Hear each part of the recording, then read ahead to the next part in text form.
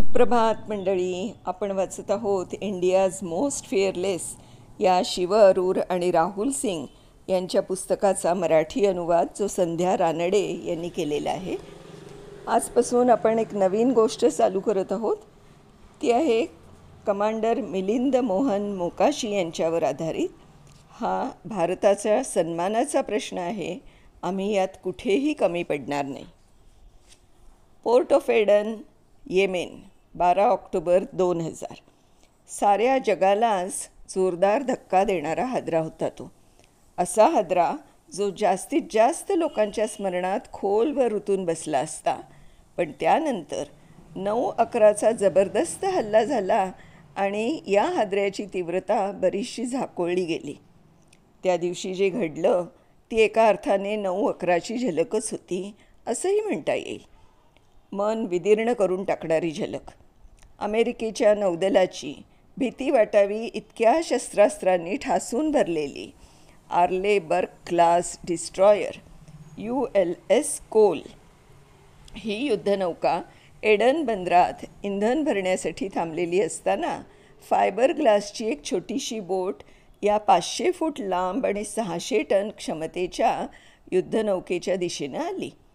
या युद्धनौकेवरचे खलाशी त्यांच्या लवकर होणाऱ्या दुपारच्या जेवणासाठी रांग लावून उभे होते. अल कायद्याचे 2 आत्मघातकी दहशतवादी ती छोटी बोट घेऊन आले. येताना स्वतःबरोबर त्यांनी 300 किलोचं स्फोट करणारं उपकरण आणलं होतं आणि कोलच्या जवळ पोचल्याबरोबर त्यांनी त्याचा स्फोट केला. ह्या स्फोटात 17 अमेरिकन खलाशी मारले गेले आणि जहाजाच्या सांगाड्याला भयावह असा 40 फुटांचा खड्डा पडला. USS कोलच्या वाटेला जाण्याचं धाडस कुठली सुजाण व्यक्ती किंवा शक्ती कधीही करणार नाही असा तिचा दरारा असतानाही हे घडलं होतं. ज्याची दहशत वाटावी अशा या जहाजाला दुरुस्तीसाठी दुसऱ्या बोटी ओढून नेतानाच्या छायाचित्रांनी अमेरिकन नागरिकांना अक्षरशः घायाळ केलं होतं.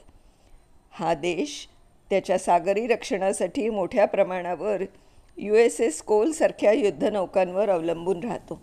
अशा युद्धनौका या त्यांच्या सागरी सत्तेचं अमेरिकन किनाऱ्यांपासून दूरपर्यंतच्या समुद्रावर असलेल्या त्यांच्या प्रभुत्वाचं प्रदर्शन करत असतात. अत्यंत कठीण अशा लष्करी मोहिमांसाठीही त्या खूपच उपयुक्त ठरतात.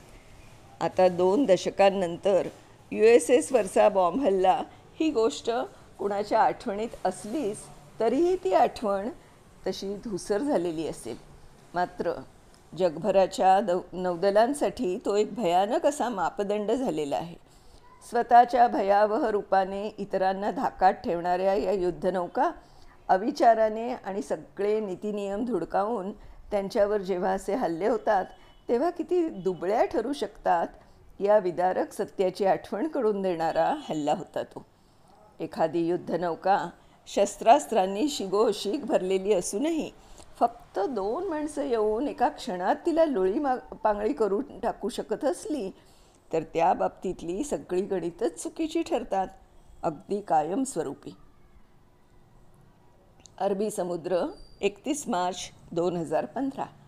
या दिवशी सकाळी कमांडर मोकाशी यांनी भारतीय नौदलाच्या पहाऱ्याचं काम करणाऱ्या INS सुमित्रा या बोटीच्या कप्तानपदाची सूत्र हाती घेतली.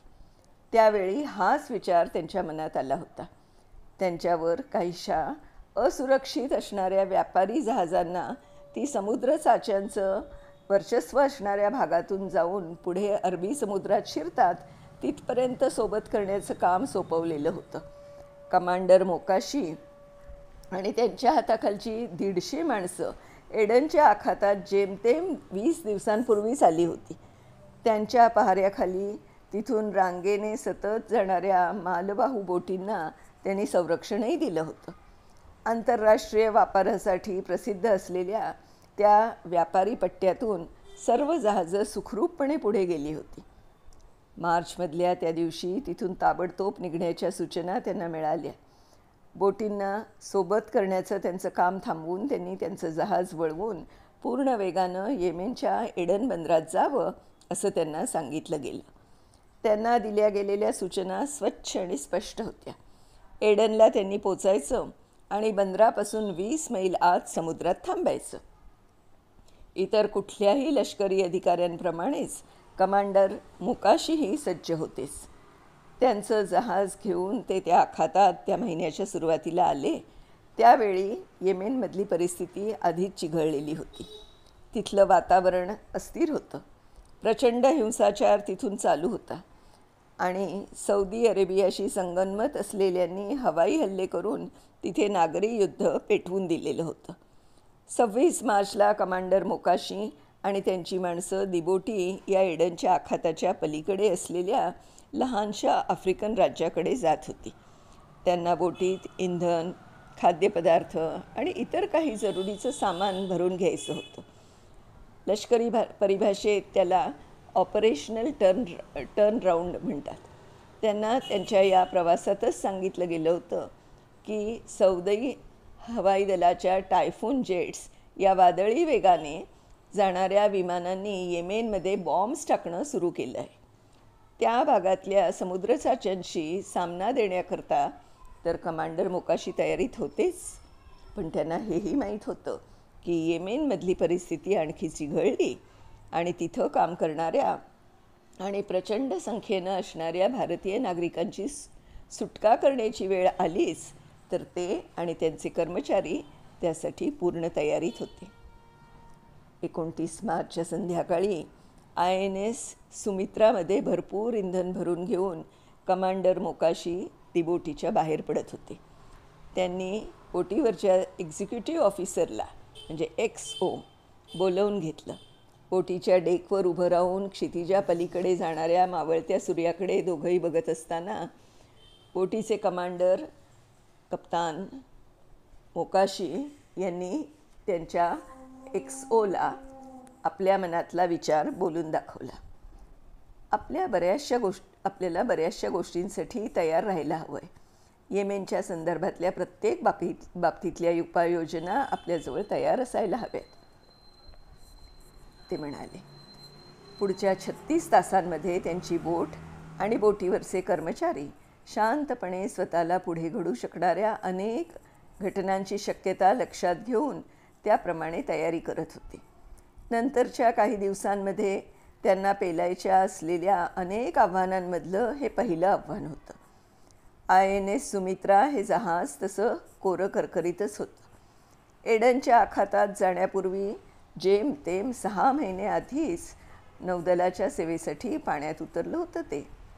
समुद्रात हर तऱ्हाची कामं चतुरपणे पार पडण्याच्या दृष्टीने बांधणी करण्यात आलेल्या या जहाजावरच्या सर्व यंत्रणा नव्याने सुसूत्र करण्याचा, त्यांचं स्वरूपच बदलण्याचा अनुभव काहीसा बावचळून टाकणाराच होता. मानसिक, शारीरिक आणि एकंदरीत सगळ्याच बाबतीत. सद्य परिस्थितीतलं ते एक महत्त्वपूर्ण आव्हान त्यांच्यापुढे होतं. तिच्यावरचं सर्व लष्करी साहित्य आणि त्या बोटीची रचना सध्या तरी एक युद्धनौका म्हणून तसं तिच्या बाबतीत दरारा निर्माण करणारच होतं. कुणी तिच्या आसपाससुद्धा फिरकण्याचा विचार करणार नाही असं स्वरूप असलेल्या त्या युद्धनौकेला त्यांना एका मानवतावादी दृष्टिकोनातून नीट विचार करून लोकांची सुखरूप सुटका करणारं जहाज या रूपात तिकडे अडकलेल्या भारतीय नागरिकांच्या समोर आणायचं होतं. INS सुमित्रावर त्या रात्री फारसं कुणी स्वस्तपणे झोपूच शकलं नाही.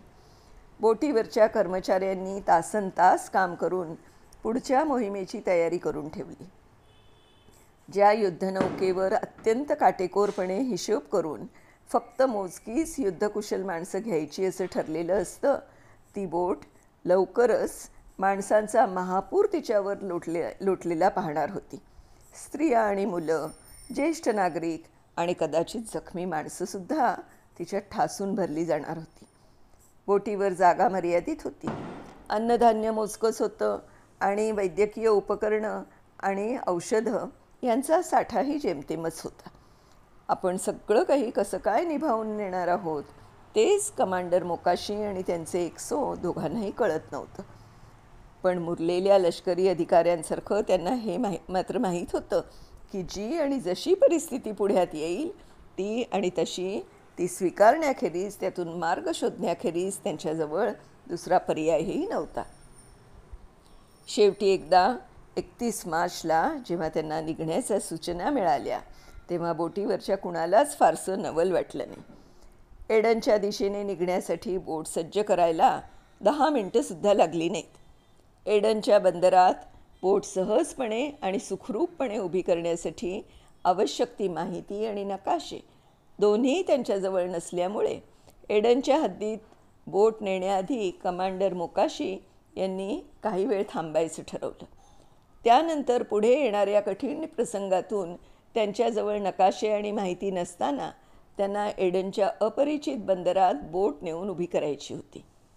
मग मात्र पुढे पार पाडायच्या मोहिमेसाठी कमांडर मोकाशी यांच्या मनाची तयारी झाली.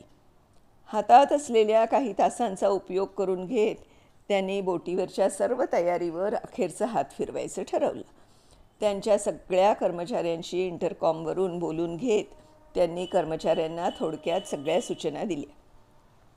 त्या सगळ्यांचे लहान लहान गट करून त्यांच्यावर एकेका कामाची जबाबदारी टाकली. त्यात बोटीवर येणार असलेल्या लोकांच्या सामानाची तपासणी, त्या सगळ्या माणसांची तपासणी आणि त्यांच्याजवळची कागदपत्रंही तपासून घेणं या महत्त्वाच्या गोष्टींचाही समावेश होता. अर्थात या सगळ्या नंतरच्या गोष्टी होत्या. त्याआधीचा मुख्य प्रश्न होता तो त्या सगळ्यांच्या सुरक्षेचा. INS सुमित्रावरच्या प्रत्येकाला USS कोलच्या बाबतीतली दुर्घटना माहीत होती आणि त्यांना हेही कळत होतं की आता ते नेमक्या त्याच जागी जात होते. 15 वर्षापूर्वी अमेरिकेच्या युद्धनौकेवर जिथे जबरदस्त हल्ला झाला होता, अगदी त्याच ठिकाणी त्यांना त्यांचं जहाज नेऊन उभं करायचं होतं. आणि त्यातूनही वाईट गोष्ट आणखी ही होती की सद्य परिस्थितीत तो देश आधीच थेटपणे युद्धस्थितीला जाऊन भिडलेला होता.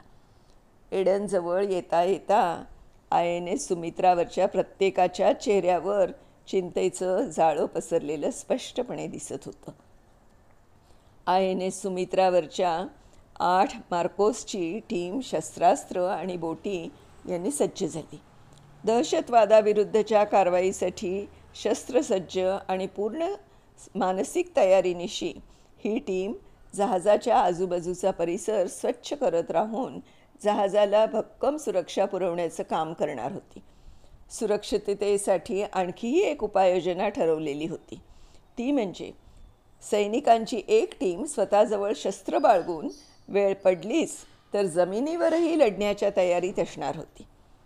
फक्त 6 महिन्यांपूर्वी स्वतःच्या कामगिरीसाठी युद्धसज्ज झालेल्या या नव्या कोऱ्या युद्धनौकेनं तिच्या पहिल्या मानवतावादी कार्यासाठी युद्धग्रस्त भागात तिचं पहिलं पाऊल टाकलं. 31 मार्चच्या दुपारी कमांडर मोकाशी आणि त्यांच्या कर्मचाऱ्यांना धुक्यातून धुसर दिसणाऱ्या एडनचं दर्शन झालं. त्याच्या क्षितिजावर तिथल्या क्रायतार या निद्रिस्त ज्वालामुखीची बंदरात पाऊल टाकताना विचार करायला लावणारी ओबडधोबड कडा दिसत होती. बंदरापासून 30 मैल लांब असणाऱ्या आणि बंदराकडे निघालेल्या कॅप्टन मोकाशींनी आणि त्यांच्या कर्मचाऱ्यांनी युद्धाचे पहिले आवाज ऐकले. बॉम्ब्सचे दबलेले आवाज आणि विमानातून टाकल्या जाणाऱ्या संहारक शस्त्रांचे आवाज समुद्राच्या पाण्यावरून लहरत येत त्यांच्यापर्यंत पोचत होते. दूरवर दिसणारं एडन बंदर त्याच्यावर पडत असणाऱ्या शस्त्रांच्या आणि बॉम्ब्सच्या धुरात लपेटलेलं होतं. बंदरापासून 22 किलोमीटर अंतरावर INS सुमित्रा थांबली. बंदर त्याच्यात चालू असलेल्या नेहमीच्या कामांसाठी बंद ठेवण्यात आलेलं होतं. एडनवरच्या आभाळावर सध्या सौदी अरेबियाचं वर्चस्व स्थापन झालं होतं आणि त्याची विमानं अखंडपणे त्या बंदरावर बॉम्ब्सचा वर्षाव करत होती. त्यांच्या परवानगीशिवाय बोट बंदरात नेणं म्हणजे नको त्या संकटांना आमंत्रण देण्यासारखंच होतं. त्यावेळच्या एकूण परिस्थितीमुळे जगातल्या सर्वाधिक धोकादायक आणि असुरक्षित झालेल्या एडन बंदराकडे कमांडर मोकाशी यांनी बघितलं आणि त्यांनी थांबायचं ठरवलं. पण सौदी अरेबियाला कमांडर मोकाशी यांनी केलेल्या विनंतीला उत्तर देण्याची अजिबातच घाई नव्हती. आजूबाजूला काय चाललं होतं त्याची काहीच कल्पना येत नव्हती आणि कुठल्याही तऱ्हेची माहिती मिळत नव्हती. कमांडर मोकाशी यांनी त्यांच्या हेडक्वार्टर्सशी संपर्क साधला. आता हेडक्वार्टरमधून त्यांना काय मेसेज मिळतो आहे आणि पुढे ते काय करतायत ते आपण उद्याच्या भागात बघूया मित्रांनो. तोपर्यंत बाय बाय.